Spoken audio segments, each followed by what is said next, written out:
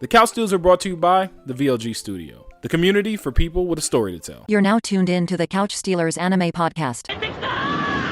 And guess what? You can't beat me because I'm the Prince of all Saiyans. Oh my god, he about to he got a hand. Let's go. He's having a full-on Shinji Ikari. Why am I fighting this thing? Yo, what's going on, everyone? We appreciate y'all. Welcome back to the Couch Stealers. It's the one and only Meister Mikey J. And it's your boy AU. Yo, appreciate y'all for listening. Appreciate y'all for watching. Make sure you follow us across all our social at Couch Stealers. And make sure you subscribe to the Couch Stealers YouTube page. Hit that notification bell so you never miss a drop. AU, we back. We live. We in living color. I got the Prince of all Saiyans on my shirt. We chilling. You missing One Piece? I miss One Piece. Something serious, yo. Yo, we'll be back in a couple weeks, though. It's been a minute for me. Having something so consistent in my life for so goddamn long, and then having it not be there is like, it's strange. You know It is strange. We were talking about it before we even hit play on this, but like, I'm cool with the break that One Piece took because I needed to miss One Piece for a little while. You know what I mean? Like, I miss it now. I needed to come back, and I'm gonna be excited for when it comes back. But like, I was okay with them taking a little break. Let Oda go ahead and get some rest. You know you misunderstand. I'm not saying they didn't deserve a break or anything like that. Mm-hmm. It's just, it's just missed. And I mean, we did. I'm pretty sure this is true, but we're supposed to be getting better pacing and animation when they return. So there's that. Ooh. I mean, and we do know that the pacing in One Piece was getting a little something. The Wano pacing was not the best. Although it was the most epic arc, like in terms of like progression of the story, and obviously the Kaido Luffy fight was like obviously the craziest shit. Like it's the pinnacle for me of One Piece as far as fights. And you know me, yes. I love Katakuri Luffy. That is my favorite fight. But when you talk about the lengths in which they had to go to bring us the epicness of Luffy versus Kaido and all the different stages that fight had and everything that was going on, because let's not also forget that there was a whole battle death going on like it was a real battle. Like, yes. I feel like the War of the Best was a war, but it wasn't a war, if we're being honest. It was a big ass battle. It was a big ass battle. That felt, I'm gonna rephrase, I felt like what happened during the Kaido Wano arc, that was a war. Okay. I could see that because there was so many different factions. There was so many different organizations that came in and countries that came in, and we trying to liberate our country, and Wano needs to open their borders, and we need to go back and Ozen forever. Yeah, like it was really war. So like we're talking about countries being like demolished, diminished, and trying to be like replenished. Sorry, I wasn't even trying to go there, but I had to. There's just too many ish. I'm hyped for it to come back. I'm excited for it to come back. And to be completely honest with you, I'm in a place now where I miss One Piece in a way that I haven't missed One Piece in a very long time. Yes, so 100%. Once the episodes start flowing, I'm locked in, baby. Oh, yeah, we locked in. And like I said, with the animation increase or change, what they're going to do, and then the pacing, I think, is going to be very exciting to watch One Piece. And speaking of exciting, let's talk about the remake of the Chimera arc. You are such an asshole. Why is that weird? Bro, after that episode, this is the Chimera arc. So I was giving people the benefit of the doubt. You know what I mean? Because people were like, "Oh, it's not the Chimera arc." You know, people who've read, obviously. I haven't, and neither have you. Optics wise, right now, this is the Chimera arc. So obviously, we're talking a little bit about Solo Leveling here, the latest episode. They are on Jeju Island. I think I'm saying that right. Jeju Island. Jeju? I don't know. Jeju sounds no bad. idea. I actually think you're right. I think it is Jeju. I think it is Jeju. So we're on the Jeju Island. Everything's going down. They actually brought both S ranks from Japan and Korea. They're there. Everybody's like, all right, cool. We're going to take it. It actually does a really great job of feeling like a boss fight, which I have a great appreciation for. I'm playing Dragon Age now, which I've never played before. And Dragon Age, bro. Dragon Age of Velgard, and I'm in it so bad. It's bad, bro. I'm about to be that which has no life. It's so bad. But that's what this felt like. It felt like a boss fight until, the Jiju. It is Jiju? Yeah. I like the pronunciation. Bad. So then until the Ant King Prince showed up on some very similar things that would the Chimera Ant King. Yo, listen, imitation is the highest form of flattery. 1,000%. 1,000%. I even saw something going Insta, just scrolling randomly, and everyone was like, it is literally Chimera Ant art. Everyone in the comments. It was just something about what's happening right now. And everyone, it wasn't even in relation to whether it's the Chimera Ant arc or not. Mm-hmm. Everyone in the comments just kept saying Hunter. Like, it was the funniest shit. I was like, I can't even be mad at people at this point. Now, let me be very clear here. It is obviously solo leveling. Like, and there are obviously differences here, but the copy paste for the storyline as of right now is literally the Chimera arc. So I won't say the storyline is copy paste. I think the villain is copy paste. That is where can I no. Okay, I meant like the storyline of this arc. Like the direction of this arc is the Chimera arc. Bro, they gotta go. He already cured his mom, so he don't even got a mission no more. Oh my god, his main storyline is, as of right now, is done as far as we know. There is no main storyline for him. So therefore, the storyline in which we can view, because we haven't read, it is the threat of these ants that can evolve and get stronger by eating other motherfuckers and all this other shit, and they are a threat to the world. Is that not Hunter x Hunter Chimera Ant arc? So, and then him slowly learning to talk in a very short period of time. Not slowly, but like that was not redundant. That was contradictory. But you know what I mean. Him learning how to talk just like the Chimera Ant art, Chimera Ant King, and everything. I think like this. So I look at it like this. And he got a fucking. Sorry. No, you're not. He got an obsession also with swiping heads off. I don't think you're wrong. But I also don't think you're 100% right. But you're not wrong. But you're somewhere in that middle part, because the only thing he misses swiping the heads off is literally the tail. He's just doing it with the blade of his arm or whatever. Is I don't know, what do ants have? Legs, I guess. So like it's the blade of that as opposed to like the way dude was doing it with his tail in Hunter x Hunter. So I think that the idea is the same. The idea is the same, to your point. We got this big bad who was hatched from this other big bad who now is going to take over for the big bad. And it's a constant threat because if we don't kill them, they're going to come get us. So I can agree with that.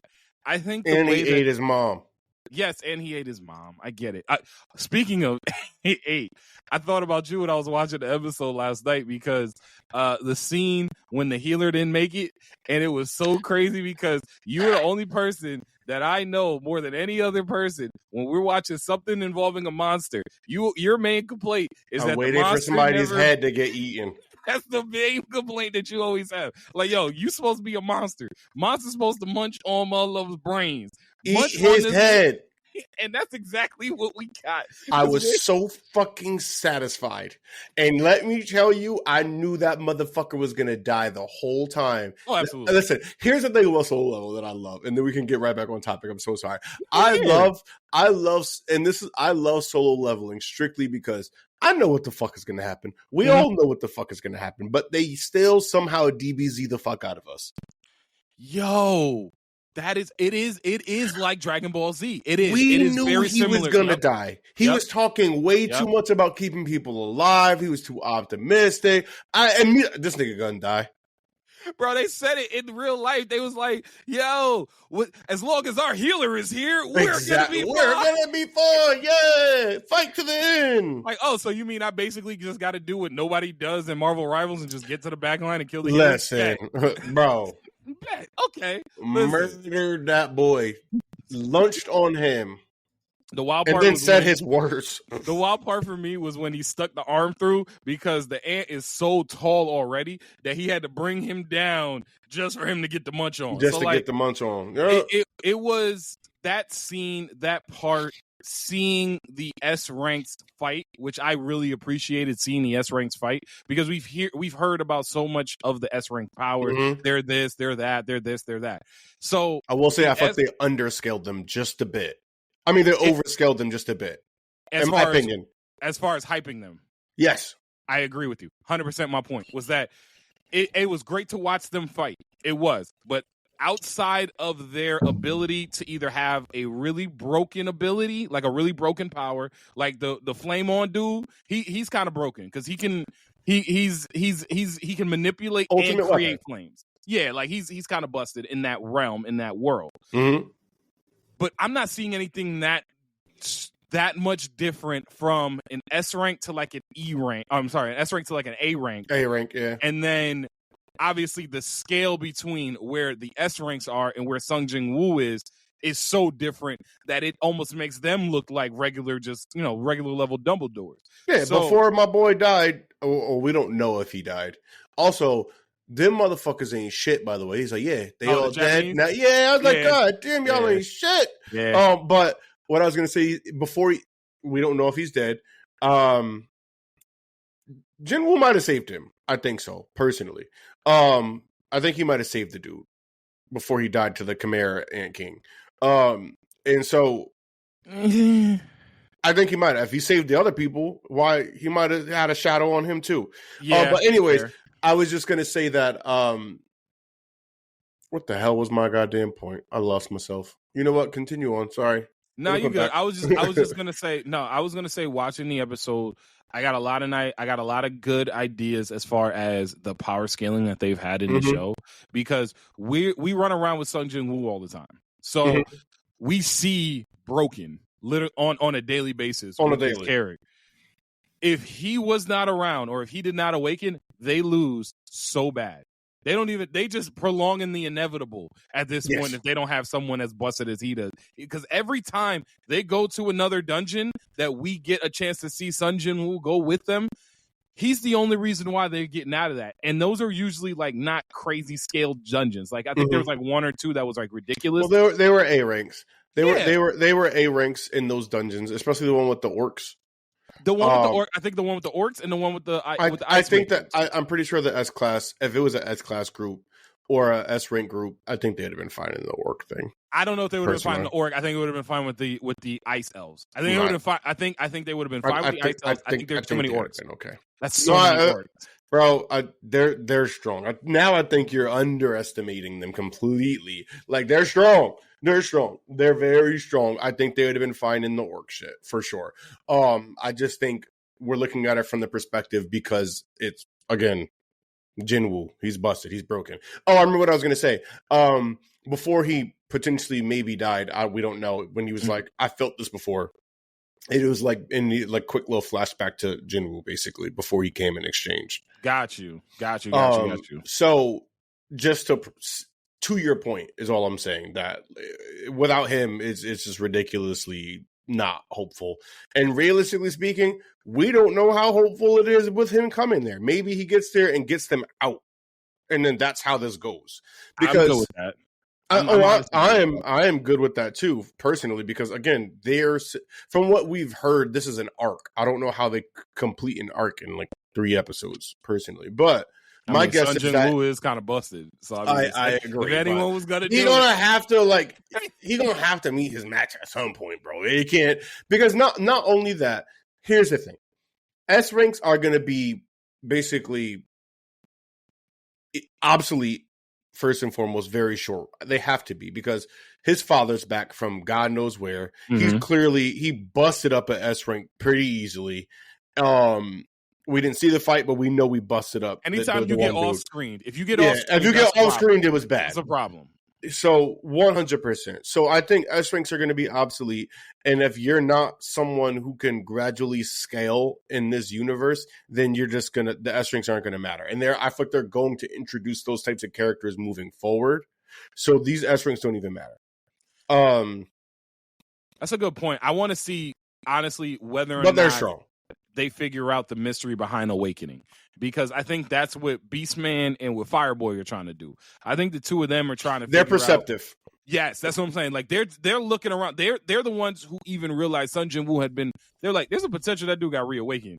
I can't say that because that's kind of like nobody gonna believe me. I'm gonna sound crazy, but I feel like if anybody was gonna get reawakened, a dude who was an E-rank person a couple of weeks ago and is now the newest, most busted S rank that I've ever seen in my life. Mm-hmm. There's a potential here that he got reawakened, because I even think when he did the test to do the S rank and they felt the power level, they felt the scale outside the room, and they was like, yo, what in the world is that? That tells you everything you need to know as far as where they're already looking at Sun Jin-woo of, this isn't just a regular dude who just got powers out of, no, he reawakened, and there's got to be a way I can reawaken too, because I'm trying to get stronger. I'm tired of watching I don't even my think best it's just a munched on. My man lost everybody, bro. Munched on. Bro. He just that it was lunched on AU. Lunched on AU because he was good. He was good. He was really good. He was when he brought the dude with the arms back, the giant. They got his arms ripped off, and he was dead. Yeah, he got his arms ripped off in a way that was so crazy. I told him. It actually, and it's funny you said that, not because of the Fire Force thing, but because I had a point that I was going to bring up at a later date, but it was just going to be, I've been watching old school Naruto, and I'm on like rewatching the tuning exams, having fun with it, and I have a theory. Well, not a theory, but I have a thought.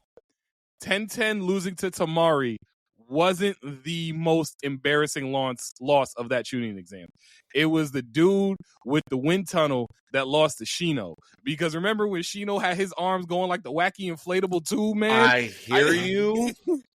10-10 tried. So here's the thing. 10-10 got worked. She got worked. Body. She got worked. I'm not going to sit here and say she didn't get worked. They could have that was an off-screen ass whooping. See, and the funny thing was, apparently in the manga, it was off screen. They flipped the page, and then she was just on the fans. So you might have a point.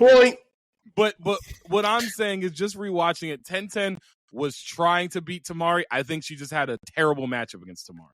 Because 10-10 was throwing out all her jutsus. She was like flying in the air, flinging stuff. She was raining down kunai. You should be better than just summoning shit and throwing it. Agreed. So you're not wrong. You don't deserve to be a tuning or anything past that. If that's all you can do, you got to at least have the intellect to know what the fuck to do other than just sheer numbers of kunai and everything else. I'm not disagreeing with you. She earned that ass whooping. She's a trash ninja, and she earned that ass whooping. I'm Bro, completely get up agreeing close. Get some hands in. But I think the more embarrassing loss is my man turning into the wacky inflatable tube man, because he thought he had Shino, and then he was like, but Shino just outsmarted him, so I can respect that. This wasn't even like being outsmarted or anything. This was just light work.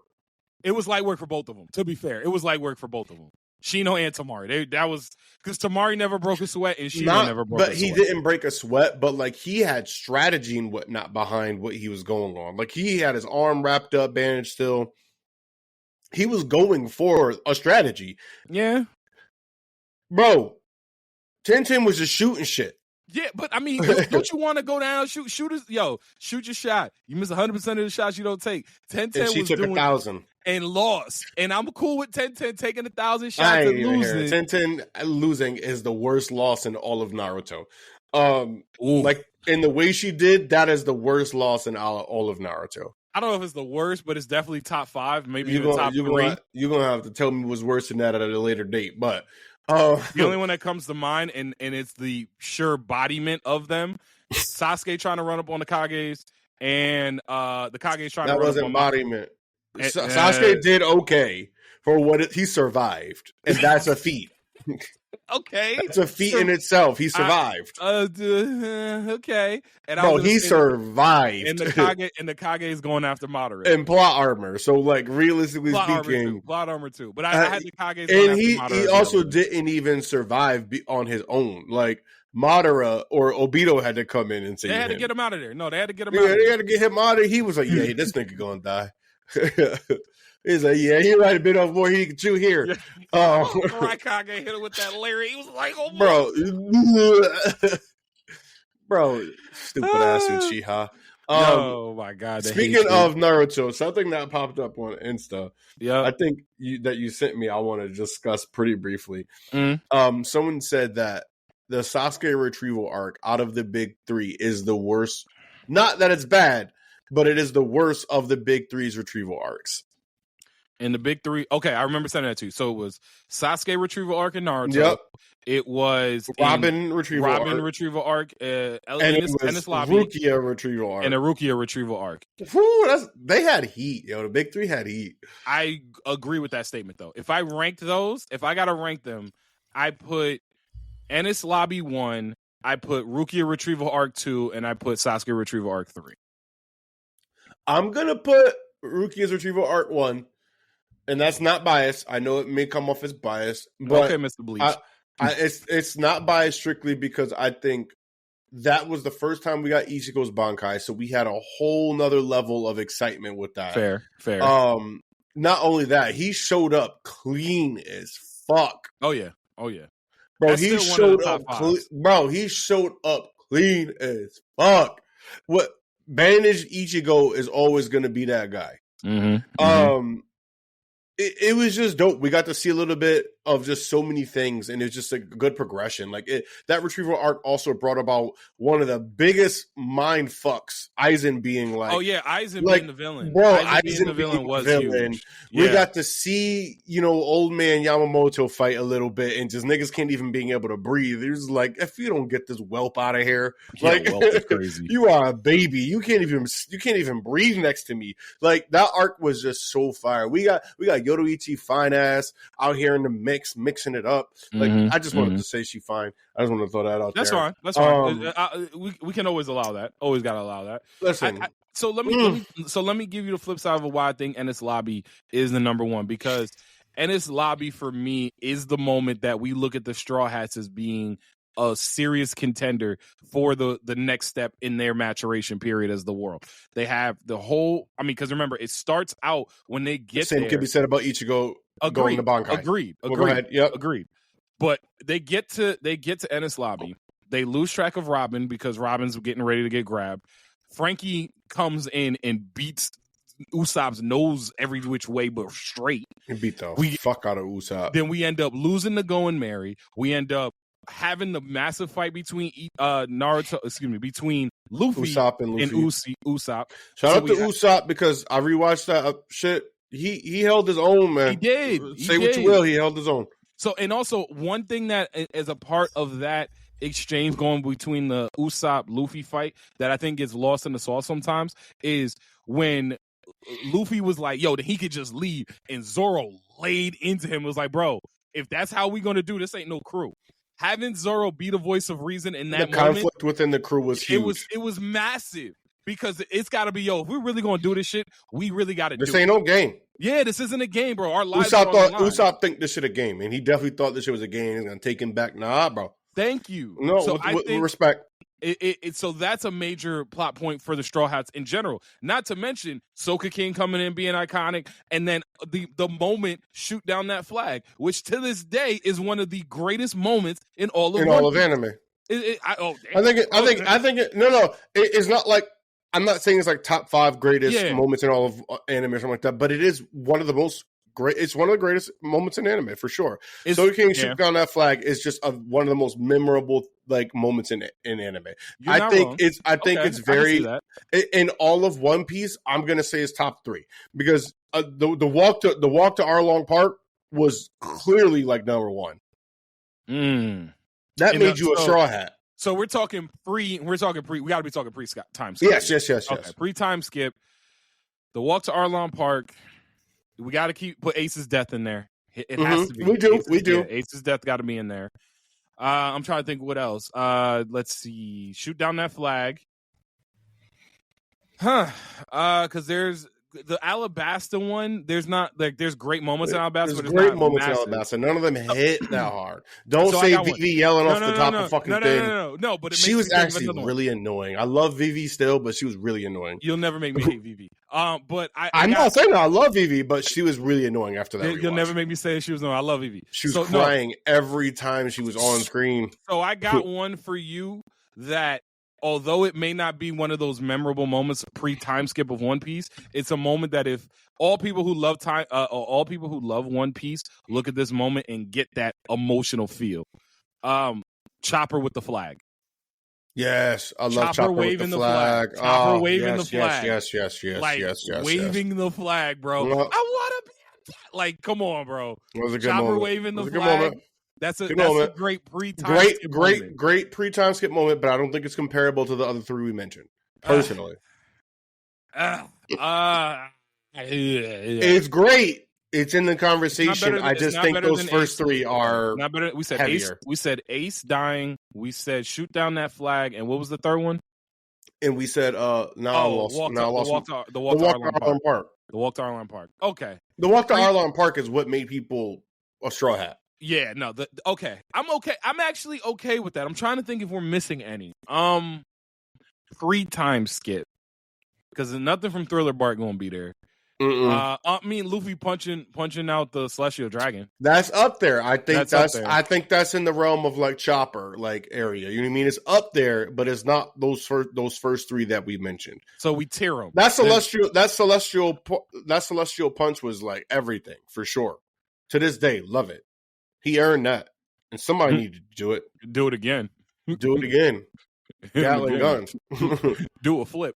Okay, so if we tier this, tier 1 from pre-time skip, Ace's death, shoot down that flag, walk to Arlong Park. Yes. Tier 2, Chopper waving the flag, the punch on the Celestial Dragon. And we don't have any other thing else. So as of right now, but yeah. So the Going Merry, losing the Going Merry, losing the Going Merry. Those got to be 3. Those got to be the 2 tier right there. Yeah, for sure. And you can make the argument the Going Merry could be in tier 1. Could be tier 1. You can Going Merry could be tier 1. There was a lot that happened with the Going Merry being left behind and also like going on its way. Going Merry saying thank you for everything was just like that was a gut buster. We needed One Piece to go away for a little while so that we can come back and feel good about it. Because I feel good about One Piece. I'm coming back. To get back to the topic at hand, if you make the argument that the Enies Lobby, retrieval arc for Nami is number 1, I respect that. Robin, but yes. Oh, sorry, my fault, because that was Arlong Park for Nami. I can respect it. I can understand the argument. I'm gonna say maybe they're equal. Bleach, Enrique's retrieval arc versus the Nico Robin Enies Lobby one. But at minimum, we can both agree that Sasuke's retrieval arc was not the best one. No, not at all. Not at all. It's number 3. It's firmly number 3. And it's not a shade to it. Not a shade because it was fire. This is great. It is. We thought Choji died. We thought Neji died. Like we thought motherfuckers was dead. I definitely thought Choji died. Oh, I definitely thought Choji was dead. Choji died. I definitely thought Neji Honestly, died. if they killed Choji, I think it would have made the arc probably better. One thing for that arc that doesn't get me as gassed as some other people, Kimimaru. I'm not a big Kimimaru guy. I've never been a big Kimi. Like I think the Kekkei Genkai is okay, but I'm not a big Kimimaru guy. So here's the thing. I think the Kekkei Genkai is okay. Kimimaru was just fucking extremely skilled. And sick. Extremely sick, as well as extremely skilled for his age. Kimimaru was just an absolute monster. Like, you don't have Orochimaru saying, I want you, without you being some type of, like... Beast with no neck. Like, 100%. So, I think that's what it was. I would have loved to have seen Kimimaru develop. That would have been cool, personally. The only things that stand out to me from that arc, and I'm being honest, and this isn't, again, not a shade to everyone, because everyone has those. Rock Lee's return in the Drunken Fist. Gaara and the other Sand Ninja showing up. And then with that Rock Lee, yes. And then obviously Naruto versus Sasuke.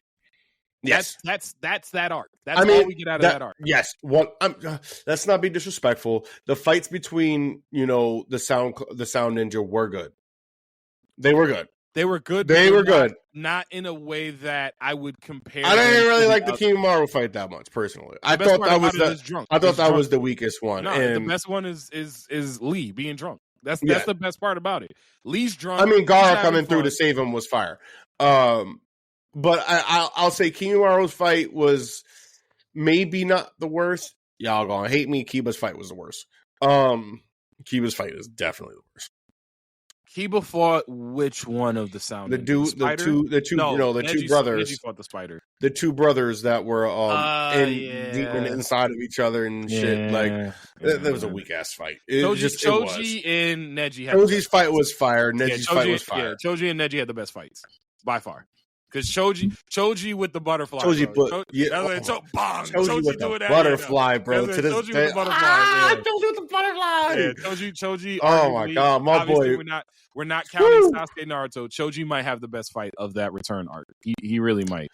I'm gonna say Choji's fight had the most like hype, the most like attachment and feeling to it for me because we really thought he was dead. Neji, we weren't sure. Choji said, if I eat this, I'm gonna die. And then he got skinny and he was fire. He had the big ass chakra coming out his fucking back. Like, come on. Trapeze is back fire. Trapeze is back muscles. He had that Baki. Oh my goodness. So, yeah. But anyways, I think I would definitely firmly say that was the worst of those. Not to say that it was bad. I love the Sasuke retrieval arc. Yo, let me ask you this, because we could take a quick pause on the anime. Yeah, switch gears. Let's switch gears real quick, because we've talked about it, all throughout the season. We got the finale of Invincible last week. I am so happy that we got to see Conquest. AU, I talked to you a little bit afterwards. A couple days have gone by. I know you were stressed afterwards. How you feeling now that you've had some time to marinate? With it a little bit, put a little barbecue sauce on it. How you living? That was the most stressful episode of something I've seen animated wise in a very long time. I can't remember the last time I was like, there is no hope. Last time when I talked to you last week, you said the only thing animated wise that you've watched that had you get that feeling was AOT. Attack on Titan. The last time I remember when I was like, there was no hope, like truly straight up, was like Attack on Titan for sure. And I'm talking about like early Attack on Titan. I was like, there's no hope for these people. We still get lunched on. They try to kill these like random. This is they terrible. You guys are trying to like I can't even, bro. Just kill me. I can't live with that, bro. That is nightmare fuel. Like, so AOT shock factor wise, that is the last time I think I didn't really think about it too much. I'm pretty sure there are other things that I can think of where it's like there's no hope for sure. But off the top of my head, AOT was definitely the last time I can remember thinking like there is no hope. So just to get to this fucking, because Jesus, I'm still processing everything. Fuck Cecil. Bro, no. Don't do that. Cecil's got a job, and Cecil's very good at his job. Now, granted, I'm not going to sit here. Cecil could be wrong. I feel like you think Cecil can't do no fucking wrong, and like even if it plays out that Cecil is right about doing what he's doing, it is still the wrong choice because the risk reward, I don't see it. I can't see it. So I'm going to talk to you. This nigga gets healed up, breaks the fuck out. I can guarantee you nobody stops him this time. So he's going to first and foremost, he's just going to rip Eve's head off. That's not happening again. Yo. And this time, he ain't going to slowly stretch Oliver out. He is going to Mortal Kombat rip Oliver's spine out of his body. He might eat it. I'm so happy that we are here now to see Conquest, because Conquest is definitely a character who, when I read it, I loved Conquest, because Conquest is just what he is. He ain't got a name for a reason, bro, because he got one job and that's all he know how to do is to be I conquer things. That's all I do. That's me. That's what I came here for. My man said, he whispered and said, take that to your grave. Coldest part of the episode for me. Oh my God. Coldest part of the episode, because having the wherewithal for Conquest in that situation to have that conversation and to sit there and be like, look, bro, I ain't got no friends, man. They scared of me. If there is anyone stronger than him, and there has to be, and my assumption is that there's probably like one other person stronger than Conquest. Okay. And that gotta be the nigga leading the Viltrumites. And that's why Conquest is sad, because he's like, damn, I can't even beat this nigga, so what the fuck am I gonna do? I ain't got no all scared of me, bro. I just wanted to go outside and play. And they scared of me. So like him. Well, he is outside playing. He is outside playing. The problem is he play in a different way. So he plays. He don't even politic. There's like, at least I feel like with there is no humanity in him anymore. No, please say what you will. The Viltrumites to some degree still come to each planet with maybe it's disingenuous, but they still come with a level of humanity in which, like, whatever planet they go to, the people or whatever you want to call them of that planet, they can at least level-headedly think things out. You get what I'm saying? They get to think about shit. Yeah. They give you the chance. Even if it's disingenuous, they still provide them with a level of like, okay, I can see the benefits. This doesn't sound all too bad. We are getting conquered, but like, you know, they're giving us a chance. They're giving us an opportunity. This motherfucker just shows up and destroys everything. And drinks it. And drinks their blood. Oh, it's great. It's great. I love my hands to be bathed in the warmth of blood. Like, it's great. Bro, he said to Oliver, he said, you starting to feel that, huh? He said, that's your muscles starting to tear. And he said, do you feel that? He said, that's your vertebrae starting to separate. And he said, if you really focus, you can even feel your skin stretch. You know, the focus part for me was it because Oliver started crying because that joint hurt. Yes. He was like, I know you hurting right now, but just focus on that skin right now. I think he made it even worse for him, and that's how diabolical he is. I don't think Oliver even knew how much pain he was in until he really focused him in. He said, listen here, this is how you feel this pain. Okay, I've done this before. Let me guide you through this, okay? I've done this before. Not because I've done this before. Basically. So I want to go back to the Cecil point real quick. He said, I stand by it. I stand by it. I want to go back to the Cecil point real quick. Fuck Cecil. Listen. I think that Cecil, once again, is very good at his job, to the point of his job is protecting the entire planet. Not a country, but the planet. And so if you have an opportunity to potentially get information and also have an opportunity to because I'm not going to sit here acting like, oh yeah, we can flip conquest. No, we're not talking about that. But like, you get an opportunity to get some type of leg up in any way. All Cecil sees is the meteor hurtling towards Earth. And he trying every which way to be like, look, we about to get hit with this meteor. I need to try something because we gonna get hit with the shit anyway. Now, I would like to give you a counter. I would like to give you a counter suit. All right, what you got? Someone with a reasonable fucking level-headed opinion here, because clearly you are Cecil fucking biased. You have your head so far up this man's ass. Yo, I am thinking as a human right now. This was one of my favorite characters. I'm thinking of this from. He's a great character. Don't misunderstand. I respect Cecil. Mm-hmm. I don't agree with Cecil. Listen, I'm putting this from the perspective of like, if I was a human on the planet of where this shit is happening in this universe, if I was a human, I would shoot Cecil in his face. Because yo, you can't miss gotta miss the skin. That's the only skin he got left. What you mean? I don't he's not gonna have a brain left fucking with me. Because you talking about meteors. The Viltrumites coming is Galactus. Conquest is the meteor. He's a herald of Galactus. And you kept that alive. Y'all barely won, and the only reason y'all won is because he was really playing with his food. That and Eve. No, because if he wasn't playing with his food, he would have just killed Eve. Fair, and he would have just killed Mark. I can guarantee you, if Conquest wakes the fuck up, there will not be an opportunity for anybody to do any of that shit. There will be no Phoenix X-Men reawakening for Eve. She's going to die. So and that's he's gonna drink her. So I was talking like a straw in her eyeball. Like I don't know. He might do something like that. Bro, where you even get a strong enough straw to do that? Like you just he'll figure it out. He's gonna get a fucking bamboo shoot and just like I don't know. He'll think of something. He's creative. Bamboo shoot is absolutely insane. Absolutely insane. So, like, we talked about this a little bit after I chatted with you after you finished watching the episode last week. One thing that was really interesting, and I thought they've executed this well, because again, as somebody who read it and understands and remembers the feeling of, bro, what the fuck? What is happening? Like, I get that a lot coming across the screen, and I know it was about to happen. A part of me doesn't remember exactly how we got there, but I remember how we got there.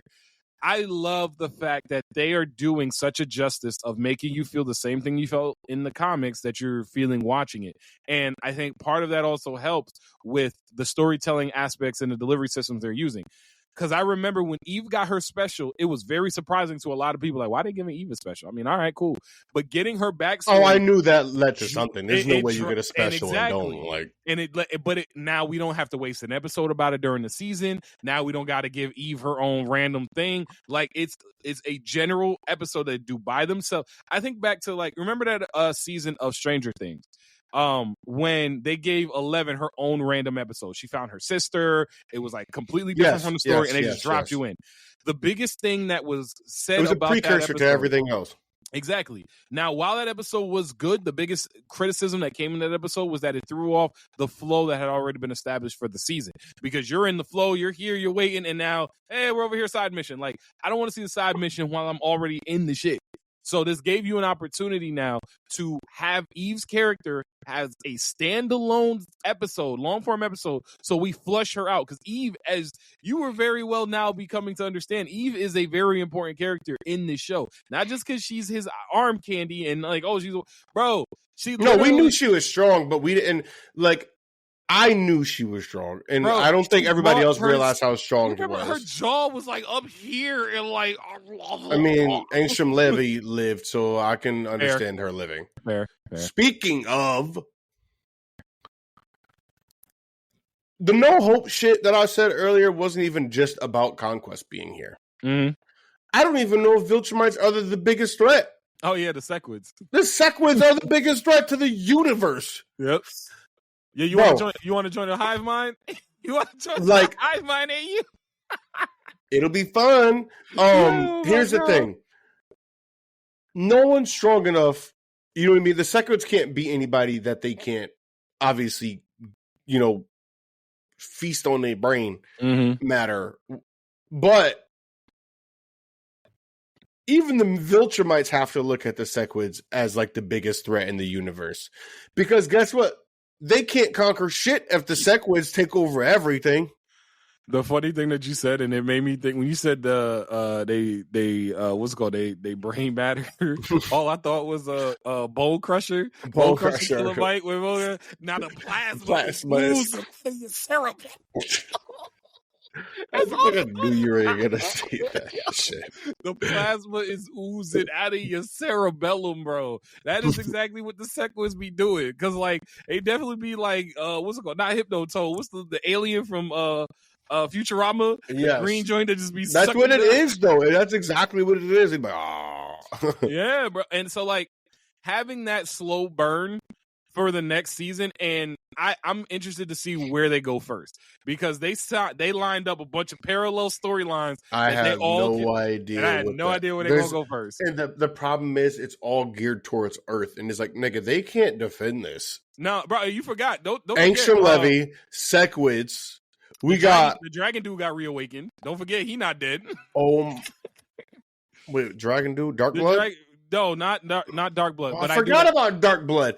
And this is why I said fuck Cecil. Because, hold on, before we even talk about whatever dragon motherfucker you talking about, this nigga's like, Dark Lord, I found a suitable host for you to actually take on. And he's like, this host has a level of strength we haven't seen in eons. It could only be Conquest. So imagine the Dark Lord, whoever the fuck this motherfucker is. There's So here's the thing, and I read up on that because I told you I don't remember that in the comics. It's because it wasn't there. This is going to be its new own original story that they're adding in. Even worse. Yeah, so I don't know where they're going with that. So I'm with you. I'm along for the ride with that. This is crazy. This is diabolical. But Mr. I want to say it was Loud. All right, who is Dragon Blood? The dude that was dealing with Mahershala Ali's character, the Rock dude that always be playing Invincible, the gangster who always be playing Invincible. And remember, they was fighting at the prison. They was trying to get the dude who is like basically Kunlun, fucking like dragon level like threat. Liu Kang, but yes, went him the one. So remember, his spirit got brought. Yeah, it got brought back. So we know he not dead, and I ain't gonna lie to you. It's very similar to what you're saying about Conquest. If you think you gonna kill me, you gonna betray me, you better make sure you kill me. Make sure I'm dead. Yeah, we'll kill the bloodline. You got to end the bloodline. If you don't end the bloodline, they gonna come back after. I hear what you're saying. I don't think he's that big of a threat. Now, here's the reason why I say that. Okay, someone strong enough to crack that dragon, they could find him. I feel like, you know what I mean. Like, I just think Mark wasn't strong enough, or he wasn't fighting as hard as he could to beat that thing. Did it come back? Yes, it's clearly invincible. Like, it's clearly like unbeatable. You got to find the host type deal. I don't think he's as big of a threat as like the other things that I've seen.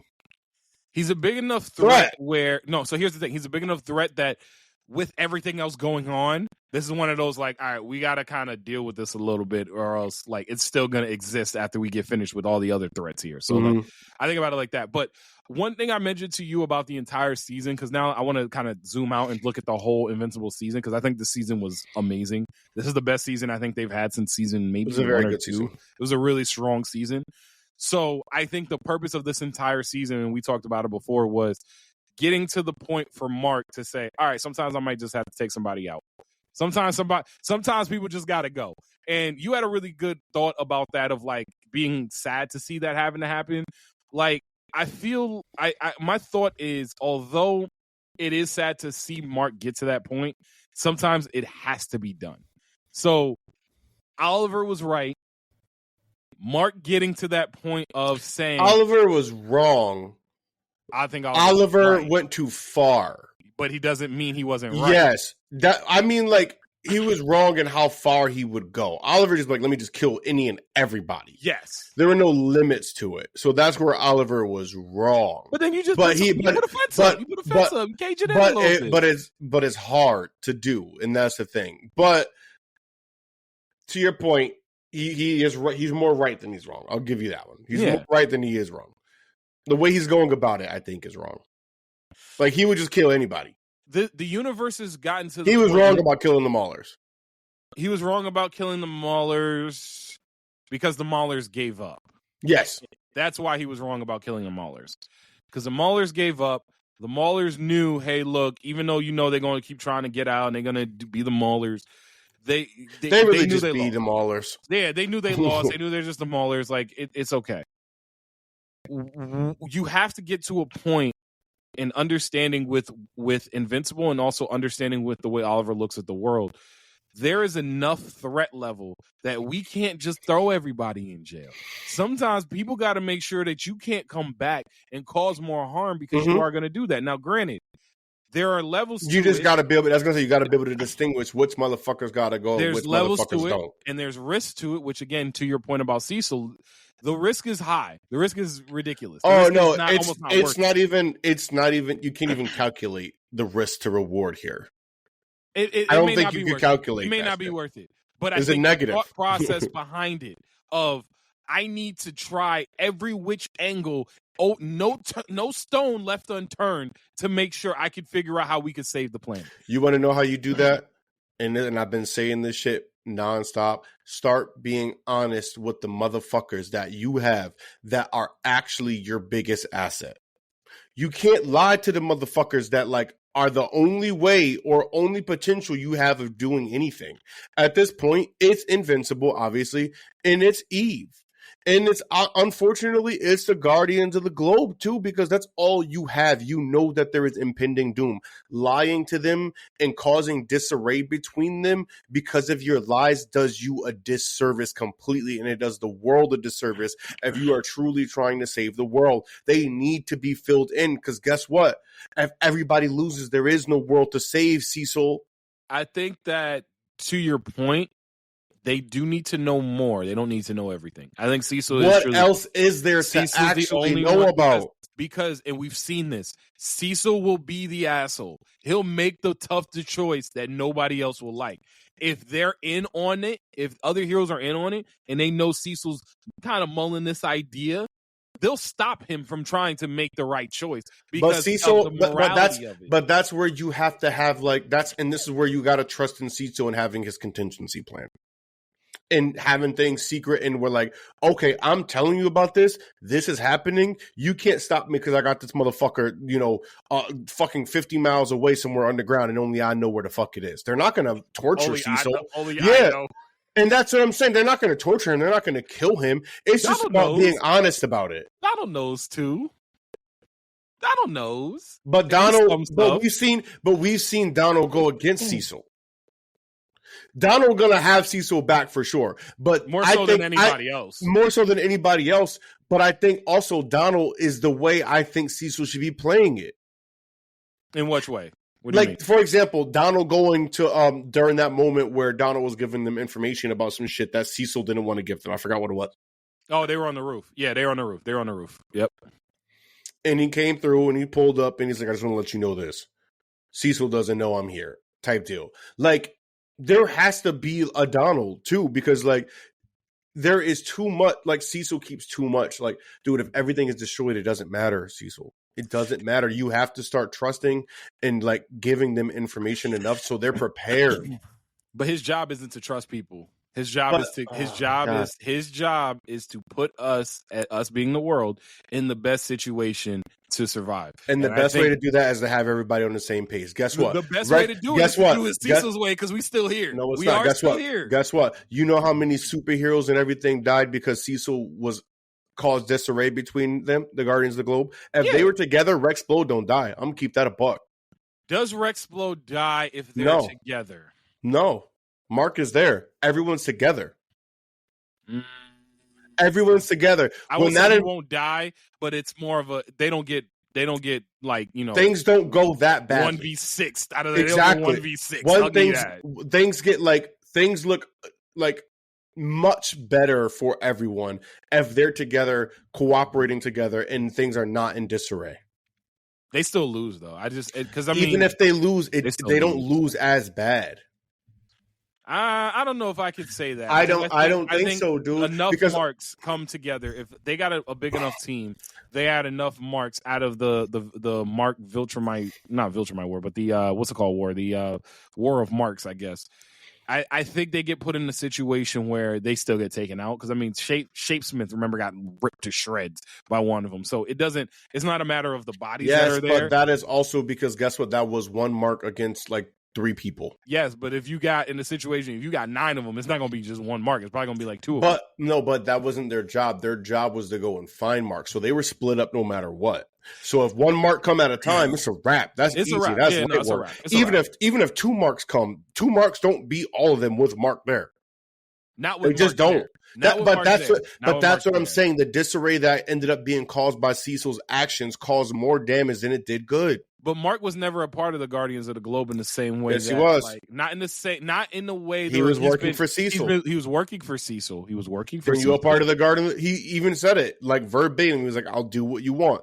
He said, "I will follow orders, whatever it was." And he was. He genuinely was up until Cecil like lied to him. His best friend almost died. His best friend's boyfriend became a I don't know what the fuck he became. Mm-hmm.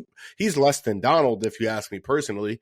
He got more. No, I don't think he's less than Donald. I feel like because Donald's ahead, bro. Donald's a brain at this point. Yes, but Donald is still Donald in personality and everything else. This motherfucker don't even have his same personality. He's not even exactly the same person. He's the same person, but with new like trauma built in. I'll say this though.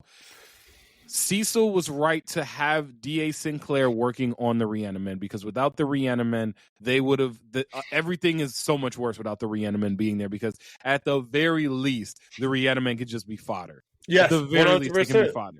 So 100%. in the simple action of, and we talked about this before, was Cecil a little bit quick on the trigger with Mark? Possibly, yes. He should never do that shit in the first place. I can't say he would never. I can't say that, because again, Cecil's in the place where Mark is the strongest superhero on the planet. Mark can kill him quicker than Cecil could do anything else. He could kill him quicker than anything else. Okay, guess what? And you lose your biggest asset. Let's say that Mark is not going to turn into his father. And this is where I say, okay, I could see Cecil maybe being a little quick on the trigger. But having the trigger in place, absolutely not. You have to have it in place. No, you got to have it in place. Let's say that stunt is what creates the Mark of this universe to be a Mark from the other universes. That one trigger. Fair. But it didn't. Why wouldn't it? It didn't. However, but I'm saying we're talking about what ifs here.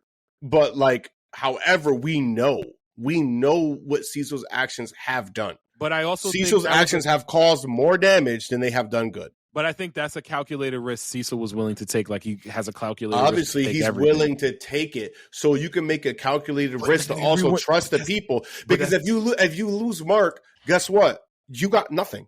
But he took the calculated risk. Them Reanimen ain't stopping. No fucking Viltrumite that comes. He took the calculated risk, and he said it at the end of the season. And he lost. No, but he said it at the end of the season, was like, yo, dude, we're still on the same side. Like, even though we don't see eye to eye, we're still on the same side in this fight. And I think the calculated risk that Cecil took, specifically with the Mark earpiece situation, was regardless of what he did, Cecil never believed Mark was going to kill him, to the point of, I can do this to him and he still won't kill me. Then guess what? Then you should have never did that in the first place. And that's what I'm saying. We have the hindsight to know that Cecil was wrong. We literally have the hindsight to know Cecil was wrong. I don't think the thought process was wrong. I don't. But I don't think it doesn't matter if the thought process was wrong. You're talking about the past. You're talking about where we are right now in terms of Invincible. Okay. And he was wrong. But you have to have somebody in that position that is willing to make that thought, have that thought process, make those tough decisions, be the person that's going to be the asshole in the room. Because but you can't be one-sided if you're going to be the only person. If you are taking the pure sole responsibility of trying to save the world, you don't get to think just one way. The same way he keeps telling Mark don't get to think one way, neither does Cecil. I think that Cecil, at the end of the day, is trying to do what he thinks is best for the planet. And I also think he's trying to make sure that at the end of the day, the only thing over Mark, over himself, over the other Guardians of the Globe, over every other superhero on this planet, is to make sure that this big blue ball keeps spinning, and no matter what has to be done in order to make that happen, people aren't going to like it, people are going to hate him for it, people are not going to be happy about the situation. But you got to have somebody who is not only not afraid to make those tough choices, but is going to willingly do it because they believe the outcome and the risk is going to be worth the reward. Now, granted, I will meet you halfway on the I agree with you. I'll meet you but halfway he's on the wrong. I'll meet you halfway on the We've seen him be wrong. Yeah, but we've also seen him be right. And where? That's why it's a risk. Where? What do you mean where? He always knew Omni-Man was no good. The first time he saw Omni-Man, he was like, bro, I know this bull. I know this is BS. There's no way in the world. Okay, he's right in that regard. Okay, we let him help. For sure. So Cecil has that situation. We have other instances where Cecil had the what's it called? He had the giant kaiju ready to fight fight Omni-Man. He had the But nobody ever questioned if that was a bad idea or not. Bad idea in the way of what? That he captured a giant kaiju. We didn't capture it. It was dead. He brought it back to life and used it as a weapon. So I think. So do you think the Reanimant? Let me ask you this: do you think the Reanimant is a good decision? Yes. However, my question was my issue with Cecil. It is not about if what he's doing is right or wrong. It's about his honesty level about it when there is a much bigger threat. You should not be causing issues within your fucking household, aka Earth, when you know you're trying to do everything to save it. Causing disarray within the household when there is an impending doom on multiple fronts does not do anyone good. That's counteractive to what you're trying to do. So you're saying you would rather have Cecil come clean about all things to the Guardians of the Globe, to Mark, make sure everything's on the up and up, and we fight on a unified front, knowing there are going to be times where Cecil has to be the asshole in the room, and they've got to be okay with him being the asshole in the room. Do you trust? Even if they're not okay with it, even if they're not okay with it, he's got it. But my fear is, there's an honesty level about it. But but they can stop him from doing the asshole thing. Because if Mark had his choice, Mark would have stopped him from creating the Reanimant. And they need the Reanimant. They do. So that's my point, is that you can't tell Mark, hey, by the way, D.A. Sinclair, he's still cool. We got him coming over, working on some military project, science project thing. I hope you're okay with it. No. I bet you Mark wouldn't say that shit if it came to fucking save his life. But Mark would have never gotten to the point of letting that be the chance. And again, this is where Cecil is Cecil, and he's great about it. He keeps you don't have to tell the whole truth. You gotta give some truth. And that's what I think he does. I don't think he lies. He doesn't give anybody shit. He don't blatantly lie. He be giving you something. Bro, he don't give you anything. Listen, if Mark wasn't so taken aback by the Reaniman and Darkwing coming aboard, I don't think there's that much disarray. I mean, I think meet him halfway. Say, listen, these things will never be utilized unless they have to be. Darkwing could stay in jail until we need him. But he didn't want Darkwing to stay in jail.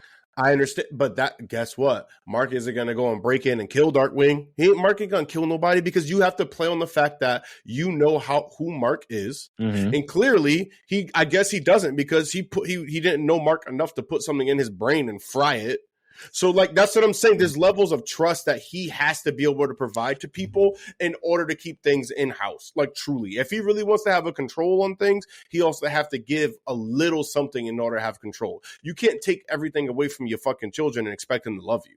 Yeah, but I don't think Cecil's that's the point. Cecil don't care about love. Cecil's in the point where he don't care about anybody loving him. He cares about making the right choice. I didn't say love in terms of he wants people to love him. I just meant in the sense of there is a level of something you have to give in order to make sure things run smoothly. And if you want a happy household and whatever, it don't got to be love, but you're going to have to give your kids something, or they're going to run away, or they're going to cause havoc in your house. Nah, but that's my point, is I don't think he cares. He cares about the end all be all. Do they got a house? Do they got a house? But do they got a house? They won't have a house. No. That's what I'm saying. They won't have a house. He's doing the decisions. They still got one now. They still got one. The blue ball's still spinning. Not of his ilk. He did nothing to keep that shit going. He came and saved Oliver, and he brought back Eve and got her some help. Conquest rips all the stuff off, but these are so that's my point. So therefore, everything he did was irrelevant, because guess what? It didn't stop shit. Because Conquest is at a point where you can't stop. But I think at the end of the day, Cecil is the kind of character that not only has to be in place to make the tough decisions, he's got to be there to be them. Again, you could be the good guy, or you could be the guy that saves the world. And to be the guy that saves the world, you got to hold things close to your chest. I agree with that. That's why I say give some truth and not all the truth. You don't have to tell everybody where you're creating the Reanimant. You don't have to tell people where Darkwing is being housed. You don't have to tell people where Conquest is being housed. But I can guarantee you right now, even if I was Mark, I'm dead serious. And at this point, because you've lied to me too many times, and I find out Conquest is alive, I'm killing Cecil. So, I'm ripping his head off, and I'm stepping on it. There is no coming back.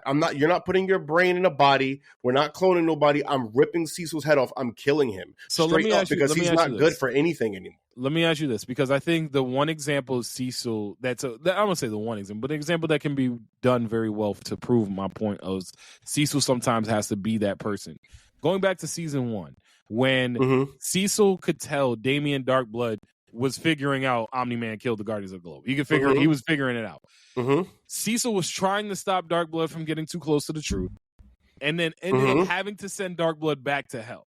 Because in my head, if Cecil goes back and lets everybody other than Omni-Man know, hey, look, we might have to do an onslaught to kill Omni-Man because he went out and took out all the Guardians of the Globe, I think that it blows up in their face. Omni-Man finds out, and then we end up even in a worse situation than we ended up being. But I agree with that one. And again, this is what I keep saying. Hold it to your chest. Hold on. Not let anybody know. Is holding to your chest in this instance because, like, why are we trusting a demon? Like, what the fuck? This is a demon. Because Darkblood's the best freaking investigator that there is on the planet. He figured out. He knew he was going to figure it out. But the thing about that is there's levels to it. That's what I'm saying. It's like Cecil plays ball. Cecil keeps telling Mark he has to play ball. He got to be in the gray. But Cecil don't play in the gray. Cecil plays by whatever the fuck it is that he thinks is right, and that's his way. So he's doing it. Are there? The results are there. Where? Bro, that's what I'm saying. I'm not seeing the result at the. But not of his doing. I think in some way, shape, or form, Cecil has his little tentacles. He has a part to play. Yeah, but it's minuscule when you look back at everything. Hindsight 2020. He's not the one keeping anything fucking going. He's not the physically strongest. He's trying his best on the planet, but I think he is the. He and Robot are the two most intellectually smart strategic people wise, on the planet to try and make sure Earth keeps spinning. It's Cecil and his well, I guess I call him Rex now. So. His name is Rex now. Yeah, so Cecil and Rex. But that's what Rex don't do that shit. Rex don't do that. And Rex is more cold and calculated than Cecil. Yeah, but he's learning. And he still looks better than Cecil. He still operates in a manner that is better than Cecil. But Cecil also has had the life experiences that Rex hasn't had to get to that point. That's my other point. But a robot won't need life experiences. That shit is more He's not calculated. He's not a robot no more. But he still has robot tendencies in terms of like how he operates. He got to break out of the robot. Okay, that's fine. But Cecil ain't even trying to break out of shit. Cecil still think that he got to do whatever fuck he has to do to make things right, and it's good. It doesn't matter if there is no Earth to defend. But did you die? The Earth is still here, so it's not of his doing. Not of his doing. It's still doing the thing, so I'm gonna keep letting it spin, bro. We can talk about this to the cows for sure. We definitely talk about this to the cows. Let's move on. Overall, I will say this, and one last thing. Cecil's a great character. I love Cecil. I just think he needs to give a little. He keeps too much to the vest for the people that he depends on to save the planet. I will just say I love this season. I think that it did a great job to raise the power levels, raise the stakes, introduce us to a Battle Beast. Love Battle more. Love Battle Beast. Love Battle Beast. So overall, I think it was a great season. I would snuggle it in between season 1 and season 2 because like it was an awesome season. I'm gonna say it's the best season out. Great pacing. Okay. Great stakes. It furthered everything somehow. And I say there's no hope, but I still feel like, there's still so much to come, and it just gives me wanting so much more. Season 1 for me is still the one, though, because, like, everything that the slow buildup of Omni-Man wiping the floor with Mark and getting to that point where Shock factor was crazy. And even and again, I'm not trying to go back on this, but what do you think was worse? Getting your head held as a train goes through and you see all the people, blah, blah, or going through a beach and getting your head go through and you see all the people, blah, blah, blah. I don't know which one was worse. Season 3's beach was worse for me just strictly because I don't remember, but I saw children getting exploded on the beach. Yeah, they got so that one was harder for me. That one was harder for me because I get to see there were multiple instances of children just dying. Seeing children die is never like an easy thing to fair witness. So we'll switch gears real quick because we got a couple more. Bro, I heard you finished Freerun. What you think about it? What you think about it? Now that you finished it and we're here in this room. Somebody in this room. I'm gonna say one thing about it, and I don't want to go too deep to it because I know like we are like coming up on time. I still don't see where they're going in terms of like big boss villain or something like that. Okay. If that's going to happen, mm-hmm. I'm not saying I even need it to happen because I just love the journey as it is. If we keep getting the same thing that we're getting as of right now, I'm happy with that. I'm satisfied. Mm-hmm. I don't think they can keep that up for too long, if I'm being honest with you, because it's too much of the same. I'm not saying there needs to be a conflict or something like that, but something has to occur that's going to shift the vibe a bit just to make sure that we're staying interested. There has to be conflict. Conflict breeds story, mm-hmm. And growth. So with that being stated, I don't see where they're going to go. I still don't see how the demons end up becoming like big boss villain again. Mm-hmm. Like I remember when you said that, they said that there was increased activity and stuff. And yeah, but then there were people wiping them out too. So like, I feel like the increased activity was just chaos because of the Demon King being dead. So factions arose and whatnot. But like, as far as I know, at least from what I heard, they kind of killed all the generals. Yeah, the generals and shit. So I don't know where it's going to go, and that's okay. But strong finish. Very strong finish to a wonderful, wonderful, wonderful season. I doubled down by saying this, at least that first season, if they ended it there, 1 of 1. That's why you saw. I said it last week where I was like, "Yo, I'm good if they just like. I want more free win. But if it ended there, I'm cool." Yes, there's definitely some closure I think that needs to occur for sure. I just want to see because the whole entire point of the journey was to get to the place where they can talk to the dead, and my guess is she wants to go talk to Himmel. Of course, absolutely. And so there's that. So obviously they can't end it, but if they somehow close it out with that first season and having that first season be the only season in terms of like almost like a ranking of Kings thing, I'd be satisfied. I'd be happy. Well, I know we got a new season for Freeman coming up, so I'm interested to see exactly what they're going to toss into that.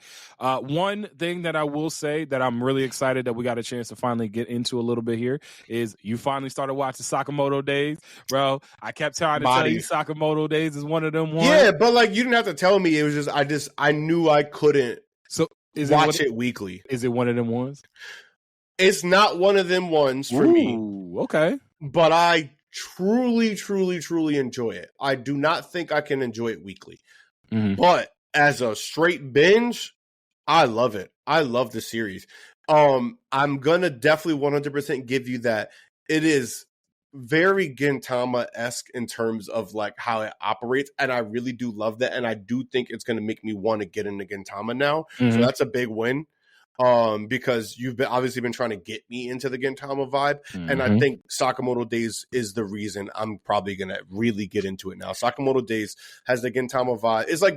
It's like Gintama meets Spy Family, but it's better than Spy Family. I can't say if it's better than Gintama because I'm not in Gintama's realm yet, but I do know that Gintama goes down as like one of the best of all time. So I'm gonna put it to you like this.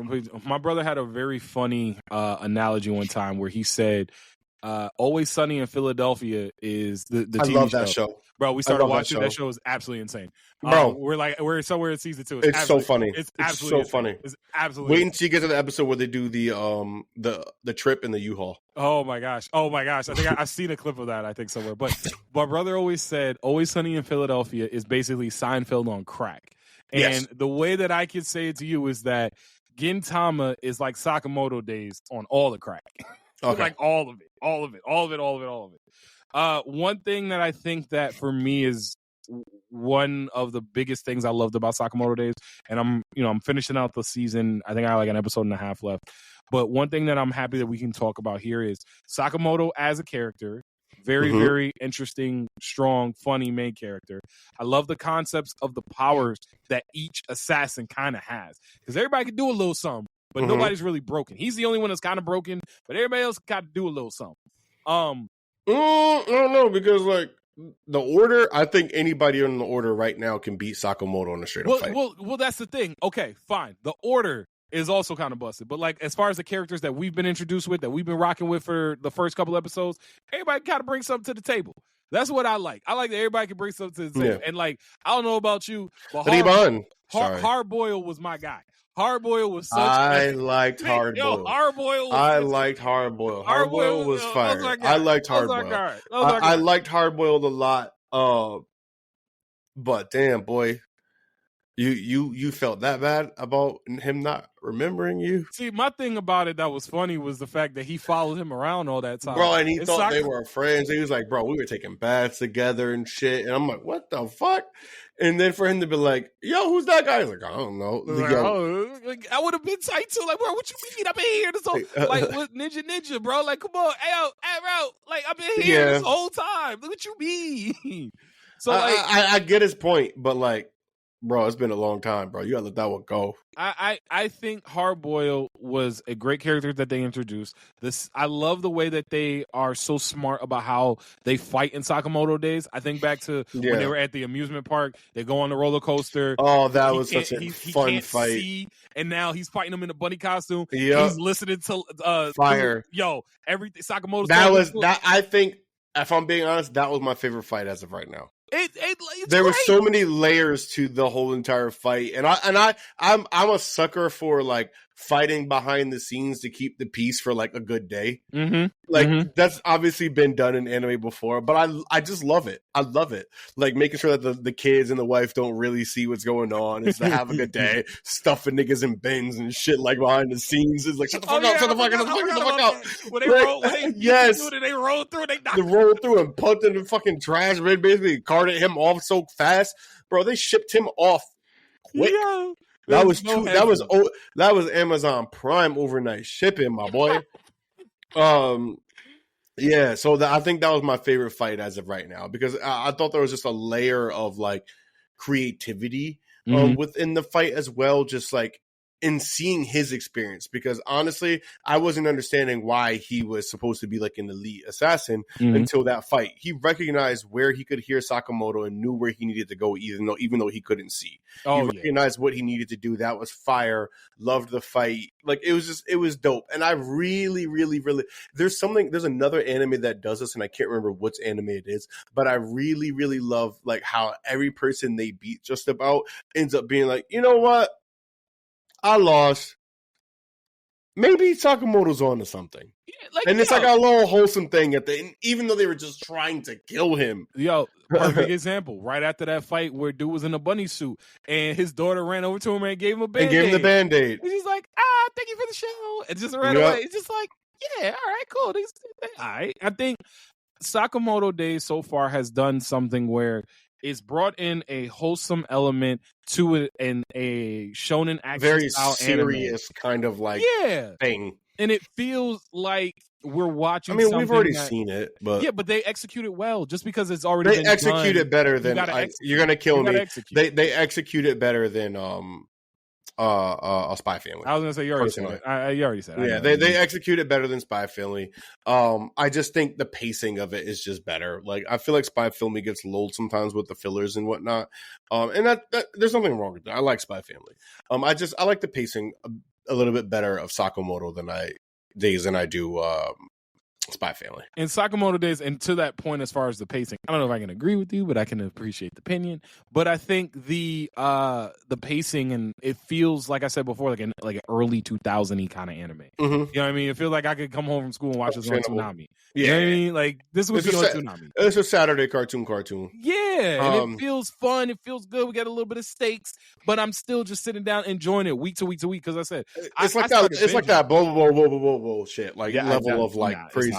I'm not saying that it was like that was a good show or anything of that nature. I just mean there were like of that ilk where like things were just kind of crazy, wacky, just like, you know what I mean? This is a wacky show. Wacky inflatable potatoes, man. Oh my she God. don't have my man looking like wacky inflatable too hard, man. I'm telling you. This is a wacky show in terms of like the slapstick and how crazy it can be. Yeah, and it lands. It lands every time. Every time in a way that not every anime can land it. I think last thing I'll say on it is like Lou's character. I want to get a little bit more out of because like I get her family got killed early and like we trying to we gotta give her a little something. Throw her a bone. I do like that she's the drunk. Her as the drunk is great because remember when that assassin walked into the thing and she just cracked him over the head with the That's just funny as hell.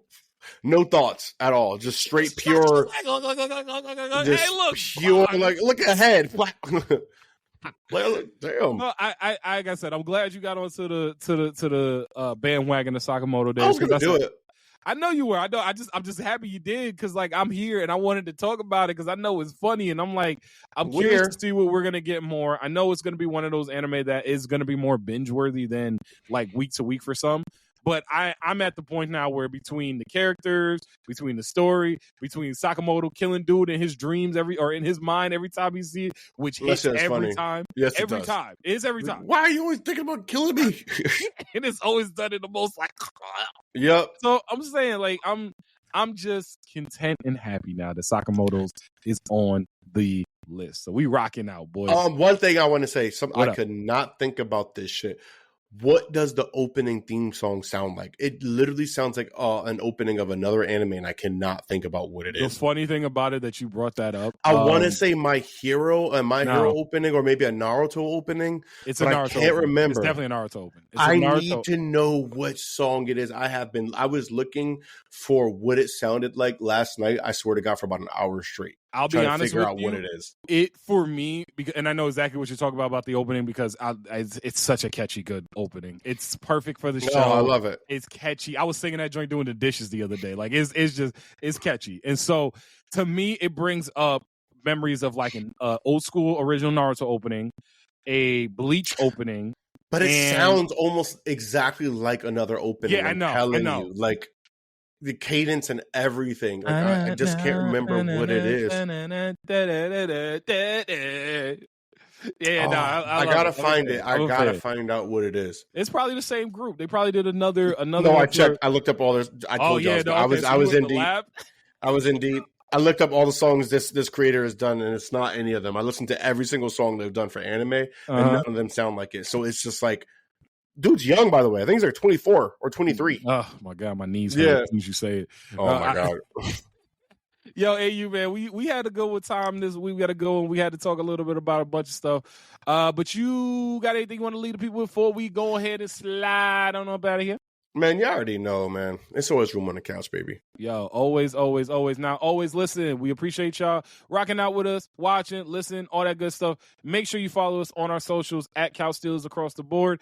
And make sure you subscribe to the Couch Stealers YouTube channel to make sure that you watch this video, other shorts and clips we got, and everything in between. So we appreciate y'all rocking with us. We appreciate y'all seeing us. We here, all that good stuff. And we'll be back next week. So appreciate y'all. Catch you. Always rule.